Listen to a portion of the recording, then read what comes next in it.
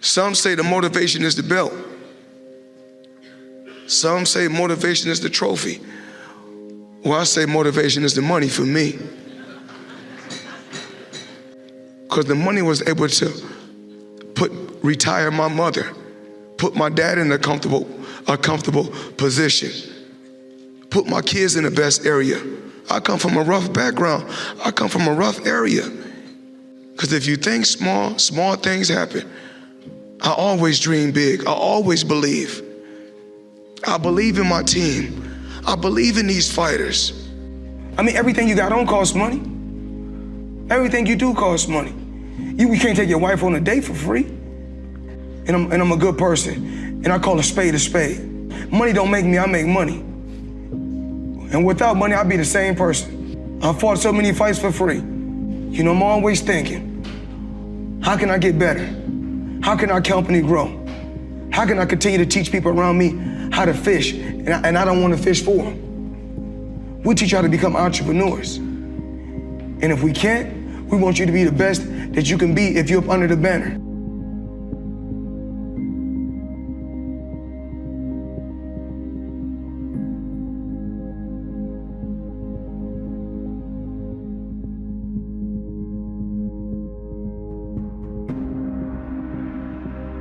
You know, this dream that I had started years and years and years ago.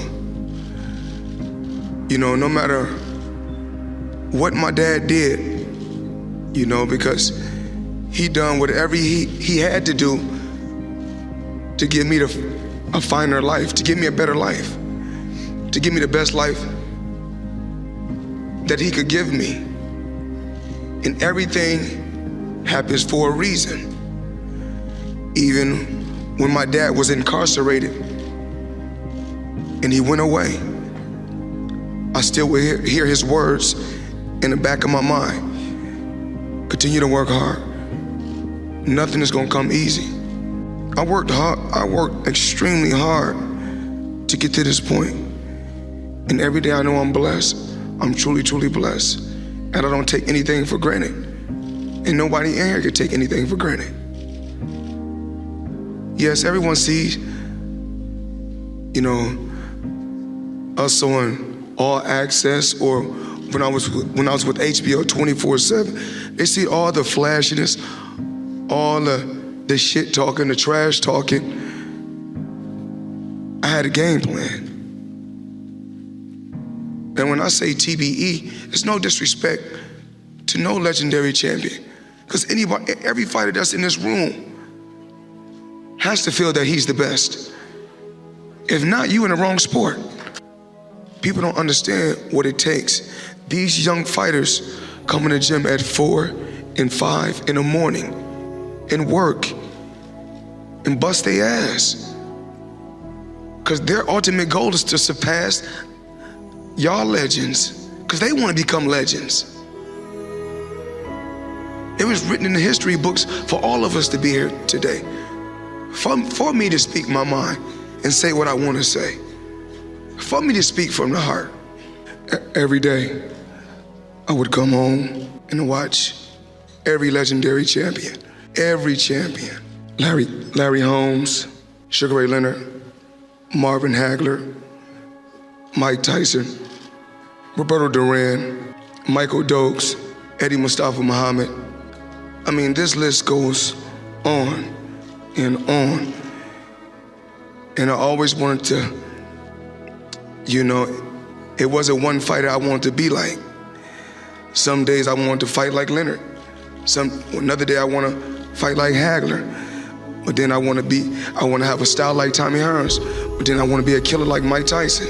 And then when I took all those different champions, Chavez and Roberto Duran and all these different champions and all these different guys, I said I'm gonna take a little bit from every one of them and put it all in one box and shake it up and see what we come up with.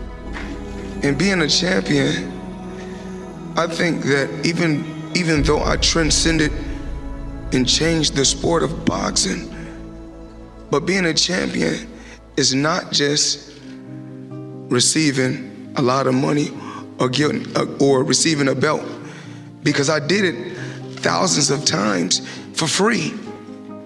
Before I got to this point, I didn't just want to be a fighter. I wanted to learn the business so I could have my own business, so I could have my stable of fighters. We give back, but we don't look to the media to get praised.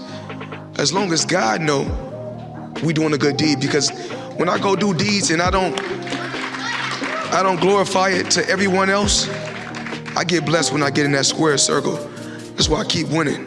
And that's what I have to tell every fighter, all you champions, because you don't have to have a belt to be a champion in my eyes. To get something, you have to sacrifice something.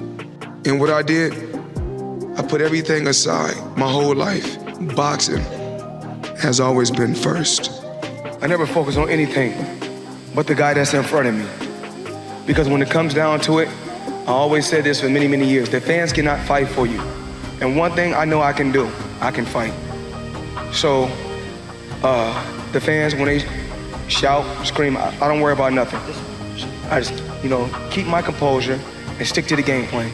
Constantly keep coming ahead, pushing him back. When he first come out for the first 20 seconds of the round, when he go back to his corner and he sit down, I said when he come out, he gonna come out for 30 seconds and fight hard, and then he gonna break. And once he break, that's when I'm gonna shoot a hard shot to the body, hit him with a hard shot up top, and keep pushing him back. Remember, I told you guys, weight doesn't win fights. Fighting wins fights. And then, when I said talking doesn't win fights, fighting wins fights. Meaning that when we was on when we was on stage for the weigh-in, I don't have to do no more talking. We fighting tomorrow, so I did enough talking on our tour, basically. So everybody said, "Oh, Mayweather, you was talking on the tour." Okay, I did a lot of talking on tour, but now it's time to fight. And life is priceless, and your health is your wealth. So a lot of times they say, "Floyd, once you stick around boxing, you can make this and you can make that, you can make this." 2 years off, I could have made a ton of money. But remember, your health is your wealth. I never wanted, as far as, making weight, when you asked me about Gervonta Tank making weight, he's young.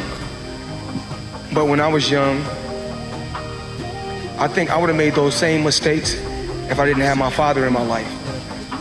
Just being a coach that was extremely hard on me.